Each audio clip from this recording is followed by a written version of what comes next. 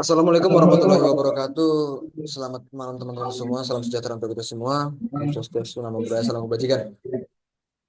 Di sini saya akan mempresentasikan bioenergi alternatif bahan bakar fosil sebagai bahan alternatif bahan bakar fosil. Tapi sebelum itu saya akan memperkenalkan diri saya terlebih dahulu. Nama saya adalah Budi Saparninggotar Simbolon dengan NIM D1C1220211, kelas R002 dengan mata kuliah bioenergi dan dosen pengampu yaitu Ibu Yernisa STP MSI. Di sini saya akan mempresentasikan dan menyampaikan gagasan saya terkait persoalan pertama yaitu mengapa perlu dicarikan alternatif bahan bakar fosil. Yang perlu kita ketahui yang pertama adalah keterbatasan sumber daya. Jadi di mana kita mengetahui bahwa keterbatasan sumber daya ini seperti yang kita tahu bahan bakar fosil adalah bahan bakar yang sulit didapatkan atau diperoleh ketika sumber daya itu sulit untuk didapatkan atau bisa didapatkan ketika fosil tersebut telah mencapai umur 100 hingga 1000 tahun. Kemudian dampak lingkungan, yang kedua adalah dampak lingkungan. Dampak lingkungan di sini adalah dampak lingkungan seperti emisi gas ataupun efek rumah kaca yang diakibatkan oleh pembakaran dari eh, bahan bakar fosil tersebut. Kemudian ketergantungan energi, ketergantungan atau kecenderungan dalam memakai atau menggunakan energi ini pastinya akan membuat ketergantungan terhadap kebutuhan sehingga membuat setiap manusia itu membutuhkan energi tersebut sehingga perlu dicarikan energi alternatif seperti energi listrik misalnya atau seperti mobil-mobil listrik. Kemudian untuk keberlanjutan. Keberlanjutan yang di sini yang dimaksud adalah keberlanjutan yang dapat digunakan dalam sehari-hari. Jadi ketika kita menggunakan energi fosil itu akan jika secara terus-menerus digunakan akan cenderung habis dan masif. Kemudian kita perlu mencari energi yang terbarukan dan memiliki keberlanjutan yang lebih pasti. Kemudian yang kedua, pertanyaannya adalah kelompok jenis bahan yang dapat dijadikan sumber bioenergi. Contohnya dan jenis produknya. Dari yang pertama adalah bahan nabati. Bahan nabati yang pertama dengan contohnya yaitu tebu. Tebu ini dapat dimanfaatkan untuk bioetanol, kemudian jagung, kelapa sawit. Dari jagung kita dapat menggunakannya dari minyak jagung, kemudian kelapa sawit bisa kita gunakan untuk biodiesel, biodiesel dari minyak kelapa sawit.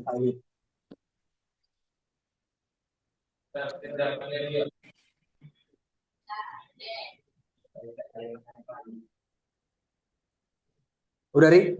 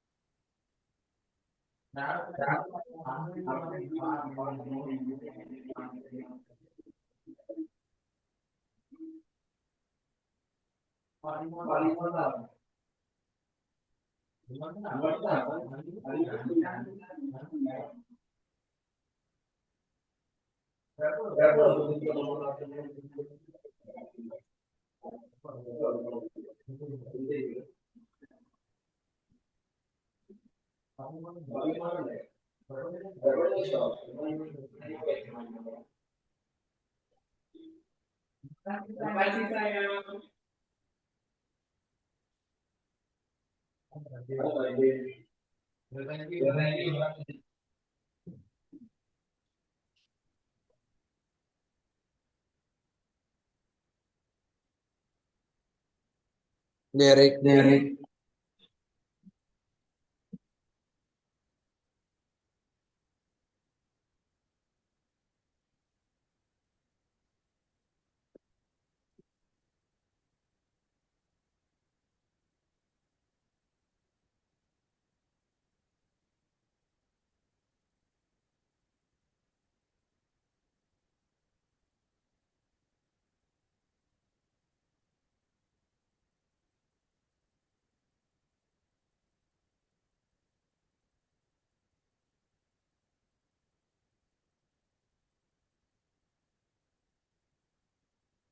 Kemudian di sini bahan hewani. Bahan hewani yang dapat kita untuk contohkan yang dapat kita gunakan untuk bahan alternatif sebagai bahan bakar fosil dari bahan bakar fosil adalah lemak hewan, kemudian limbah peternakan. Contoh pemanfaatan dari lemak hewan adalah biogas, biogas yang dapat difermentasi untuk menjadi biodiesel, kemudian dari limbah dapat kita manfaatkan untuk fermentasi limbah hewan yang produknya itu berupa biogas.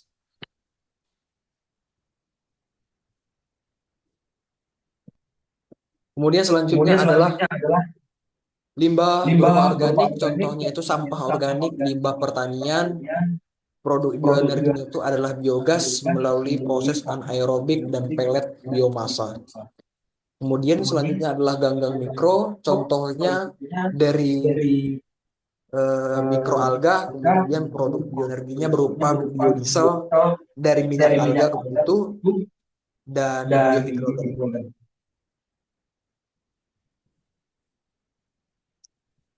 Kemudian pertanyaan selanjutnya adalah apa yang dimaksud dengan pure plant oil? Nah, pure plant oil ini atau PPO ini adalah minyak nabati murni yang dihasilkan dari tanaman penghasil minyak seperti kelapa sawit, repis, atau bunga matahari, biji bunga matahari tanpa proses kimia lebih lanjut. Kemudian PPO ini dapat digunakan langsung sebagai bahan bakar mesin diesel dengan modifikasi tertentu tentunya atau sebagai bahan baku untuk biodiesel. Kemudian yang keempat, pertanyaannya adalah mengapa minyak atau lemak perlu dikonversi menjadi biodiesel terlebih dahulu?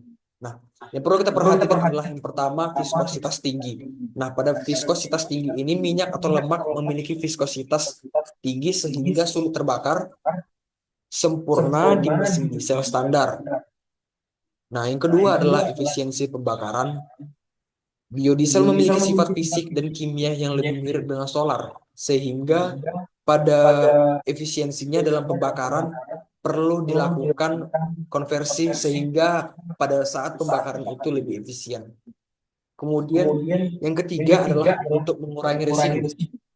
Proses konversi seperti transverifikasi menghilangkan gliserol dan menghasilkan biodiesel dengan kualitas pembakaran yang lebih bersih. Kemudian untuk kompatibilitas mesin, biodiesel dapat digunakan tanpa perlu modifikasi besar pada mesin biodiesel atau konvensional.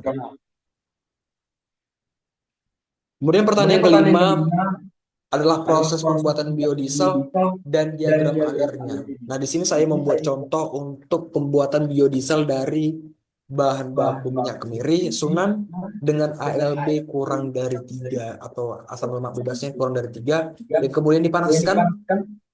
Masuk pada tahap proses pemanasan dengan suhu 60 derajat Celcius, kemudian dicampur dan dipanaskan dan diaduk dengan suhu 60 derajat Celcius atau 45 derajat Celcius.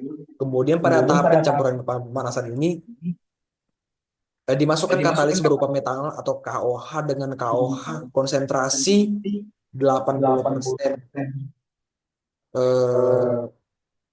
molaritasnya.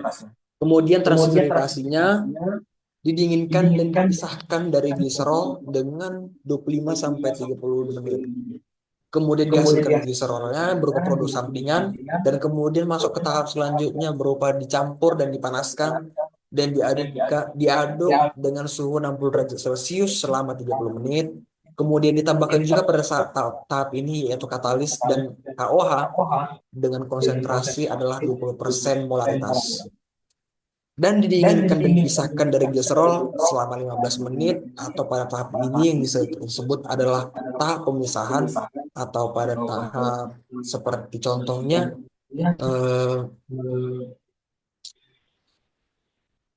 penyulingan atau apa namanya itu lupa. Kemudian dihasilkan air dan pengotor pada tahap pencucian dan pemisahan setelahnya.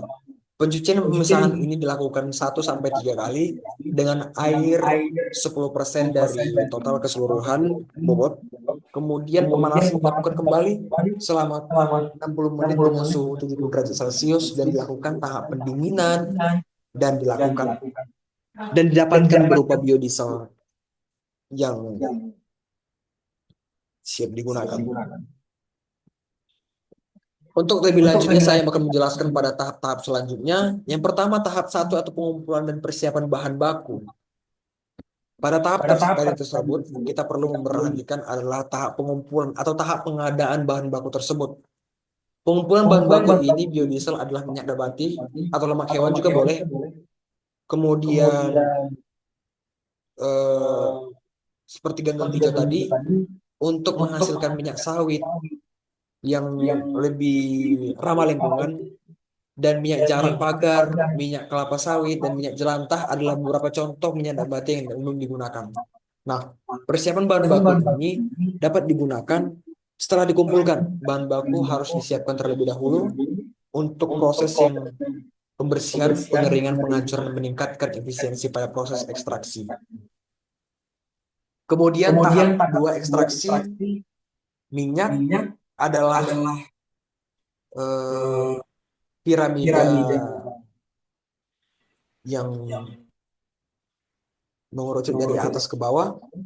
Pada tahap pertama ini adalah tahap penghancuran, di mana bahan baku ini dihancurkan menjadi partikel kecil untuk memudahkan ekstraksi minyak. Kemudian proses ekstraksi ini menggunakan metode mekanis seperti pengepresan atau dengan menggunakan pelarut tertentu. Kemudian pada tahap pemisahan ini mungkin bisa melakukan destilasi. Minyak yang diekstraksi kemudian dipisahkan dari ampas sisa bahan baku yang diekstraksi. Kemudian tahap selanjutnya adalah pretreatment minyak. Ini adalah tahap 3. Yang pada tahap pretreatment ini adalah degamming. Nah, degamming ini bertujuan untuk menghilangkan gam atau zat pengotor yang terdapat dalam minyak yang dapat mengganggu proses transerifikasi. Kemudian naturalisasi minyak dinaturalkan untuk menghilangkan asam lemak bebas yang dapat mengurangi efisiensi transerifikasi. Kemudian tahap selanjutnya dalam ini adalah penghilangan air. Nah, penghilangan air ini dengan minyak tertentu adalah dengan konsentrasi suhu, di mana air dengan minyak itu memiliki titik didih yang berbeda, sehingga ketika kita melakukan pemanasannya, kita dapat melakukan pemisahan. Untuk air itu rata-rata seperti kita ketahui adalah 100 derajat Celcius dan minyak itu di atas 100 derajat Celcius. Sehingga kita ingin menguapkan atau memisahkannya tergantung suhu di mana kita akan menggunakan suhu tersebut untuk mengambil atau menggunakan suhu berapa tergantung bahan yang ingin kita ambil atau kita gunakan. Kemudian tahap pemutihan adalah bertujuan untuk menghilangkan warna minyak dan meningkatkan kualitas estetika biodiesel. Tahap pemutihan adalah tahap lebih lanjut ketika pada tahap pretreatment. Kemudian tahap selanjutnya adalah tahap 4 transferifikasi di reaksi kimia. Di tahap transferifikasi ini ada 3 tahap. Yang pertama reaksi kimia, kedua pembentukan biodiesel, dan yang ketiga adalah pemisahan. Nah, pada tahap transferifikasi ini, tahap yang pertama adalah reaksi kimia, di mana reaksi kimia ini mengubah minyak nabati atau lemak hewan ini menjadi biodiesel. Reaksi ini melibatkan reaksi minyak dengan alkohol serta katalis untuk mempercepat reaksi. Kemudian tahap selanjutnya adalah pembentukan biodiesel. Pada tahap reaksi transferifikasi ini adalah biodiesel dan gliserol. Biodiesel merupakan produk utama yang memiliki sifat yang mirip dengan solar, sehingga pada pemanfaatannya sama sekali adalah menguntungkan ketika dapat kita gunakan dan kita manfaatkan dari bahan-bahan yang sederhana, bahan-bahan yang kita ketahui dapat kita jadikan produk-produk yang lebih alternatif. C. Ketiga adalah tahap pemisahan. Setelah reaksi itu selesai, biodiesel dan gliserol dipisahkan dengan menggunakan proses pengendapan atau pemisahan. Pada tahap proses pengendapan ini adalah tahap proses pengendapan mungkin adalah yang tahap seperti proses sedimentasi seperti itu, teman-teman.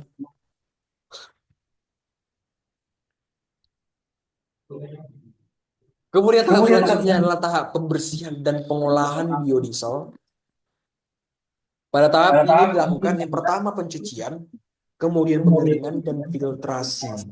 Nah, pencucian, pengeringan, dan filtrasi ini sangat perlu pada tahap pengolahan karena pada biodiesel ini dicuci dengan air untuk menghilangkan katalis alkohol dan gliserol. Jadi perlu sterilisasi dan perlu kebersihan untuk meningkatkan kualitas bahan bakar yang kita hasilkan untuk ke depannya. Kemudian tahap pengeringan. Tahap pengeringan ini menggunakan sisa air yang dapat mengurangi kualitas biodiesel. Setelah dicuci, dikeringkan. Kemudian tahap ketiga adalah filtrasi atau penyaringan untuk menghasilkan filter untuk yang menghasilkan partikel padat yang dapat menyumbat mesin sehingga perlu kita sterilisasikan. Kemudian yang selanjutnya adalah tahap keenam, pemanfaatan dan pengolahan limbah. Nah, pada tahap pemanfaatan biodiesel dan pengolahan limbah ini perlu teman-teman ketahui, perlu kita sama-sama kita ketahui bahwasannya pada pemanfaatan biodiesel ini dapat digunakan sebagai bahan bakar alternatif untuk kendaraan bermotor jika biodiesel ini memang sudah teruji dan sudah dapat digunakan atau sudah memiliki izin untuk edarnya dan sudah memiliki seperti standar atau legitimasi dari pemerintah ataupun dari eh, sertifikasi tertentu. Kemudian pengolahan limbahnya adalah gliserol. Produk sampingan dari proses ini adalah klasifikasi dapat diolah menjadi berbagai produk. Nah, pengolahan limbah ini adalah recycle.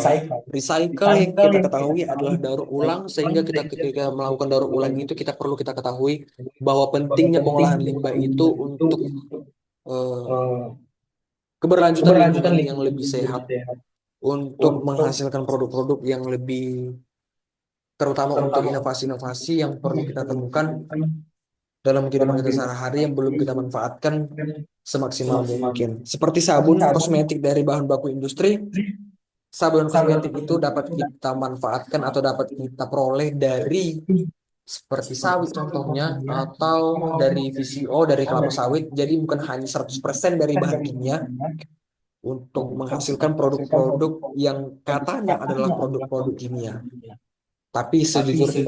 Sebetulnya adalah mereka itu sebagian besarnya itu dihasilkan dari bahan-bahan yang ramah lingkungan atau seperti bahan bakar atau seperti bahan-bahan nabati seperti contohnya tadi yang saya sebutkan, eh, kelapa sawit ataupun VCO dari minyak kelapa murni. Kemudian yang pertanyaan yang keenam adalah parameter dan kualitas biodiesel dan pentingnya.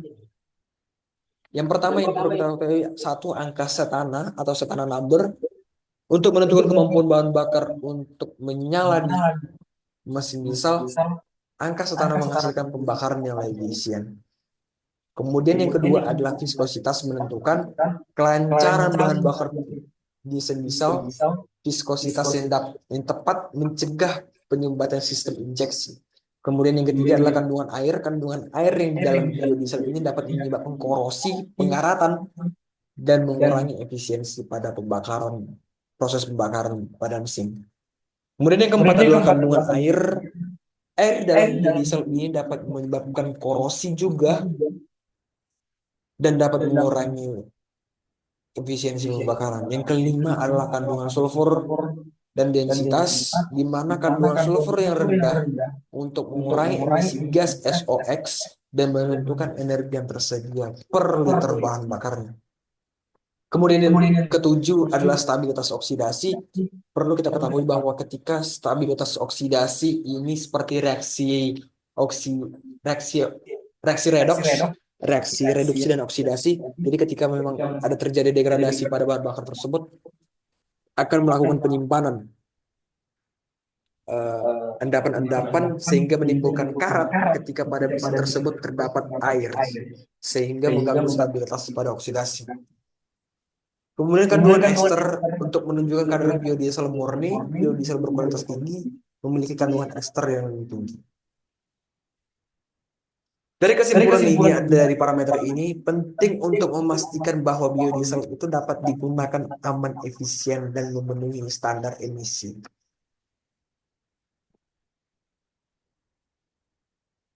Jadi, kesimpulan yang saya berikan pada presentasi kali ini adalah teman-teman, perlu kita ketahui bahwa pentingnya penggunaan atau pentingnya penemuan-penemuan bahwa eh, alternatif bahan bakar fosil ini untuk ke depan itu sangat dibutuhkan oleh manusia karena dikarenakan apa? Eh, Bahan bakar fosil itu akan setiap tahunnya itu akan terus-menerus akan tergerus dan kerap kali akan habis ketika setiap hari kita gunakan. Bayangkan saja setiap hari kita menggunakan bahan bakar fosil, bahan bakar minyak motor, minyak berkendaraan motor itu setiap hari kita gunakan akan habis dan penggunaan itu bisa saja dapat kita peroleh kembali bahan bakar fosil itu, tapi membutuhkan waktu yang cukup lama 100.000 hingga jutaan tahun yang akan mendatang. Sehingga perlu kita lakukan atau perlu kita mencari bahan bakar alternatif seperti energi terbarukan, mungkin bisa melalui matahari, angin, atau pemanfaatan energi listrik misalnya. Tapi energi listrik ini kembali lagi seperti yang di Indonesia ini adalah pemanfaatan energi listrik, tapi tetap menggunakan energi fosil. Contohnya seperti nikel, nikel yang kerap kali, yang sering kali menjadi pusat perhatian di Indonesia, menjadi momok bagi Indonesia ketika tidak mampu tidak mampu mengelola industrialisasinya pada tahap era globalisasi yang cenderung menggunakan nikel. Jadi eh, intinya adalah alternatif bahan bakar fosil ini sangat dibutuhkan untuk kita, untuk sesama manusia, untuk energi yang keberlanjutan demi menjaga bumi dari emisi gas dan polusi udara yang mengganggu lainnya. Mungkin cukup sekianlah presentasi yang dapat saya sampaikan. Demikian presentasi yang kurang lebihnya saya mohon maaf. Apabila ada salah dalam penyampaian saya mohon maaf. Saya pamit undur diri. Saya Binsar Simbolon, peringatan Simbolon dari kelas 2002, tip 2022, angkatan 2022, pamit undur diri. Wassalamualaikum warahmatullahi wabarakatuh. Cheers.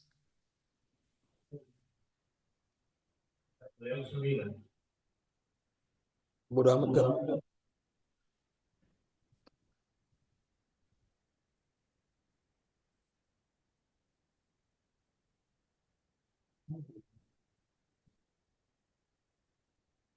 Kita kemarin musisi kemarin ya.